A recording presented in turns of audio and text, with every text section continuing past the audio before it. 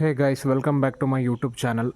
ಇವತ್ತು ನಾನು ನಿಮಗೆ ಒಂದು ಟ್ರೈನ್ ಕೋಚನ್ನು ತೋರಿಸ್ತೀನಿ. ಆ ಟ್ರೈನ್ ಕೋಚ್ ಹೆಸರು ಆಟೋಮೊಬೈಲ್ ಕ್ಯಾರಿಯರ್.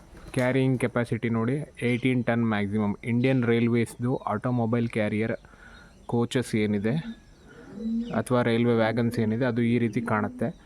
ಇದು KR ನಗರ ರೈಲ್ವೆ ಸ್ಟೇಷನ್ನಲ್ಲಿ ಇವಾಗ ನಿಂತ್ಕೊಂಡಿದೆ.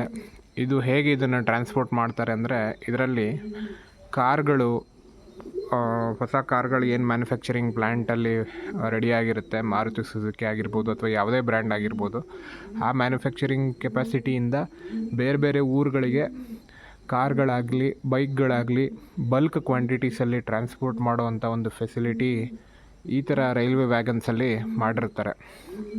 ಯೂಶ್ವಲಿ ನೀವು ಕೇಳ್ಬೋದು ಕಾರ್ಗಳನ್ನು ಯಾವ ರೀತಿ ಲೋಡ್ ಮಾಡ್ತಾರೆ ಅಂತ. ಈ ಶಟರ್ಸ್ ಏನಿದೆ ಇದು ಸ್ವಲ್ಪ ವಿಡ್ತ್ ಕಮ್ಮಿ ಇದೆ, ಬಟ್ ಈ ವ್ಯಾಗನ್ ಬ್ಯಾಕ್ ಸೈಡ್ ಏನು ಡೋರ್ ಇದೆ ಆ ಡೋರ್ ಓಪನ್ ಆಗುತ್ತೆ. ಸೊ ಸ್ಟ್ರೇಟಾಗಿ ಕಾರು ಈ ವ್ಯಾಗನ್ ಬ್ಯಾಕ್ ಸೈಡಿಂದ ಅದರೊಳಗೆ ಲೋಡ್ ಮಾಡ್ತಾರೆ.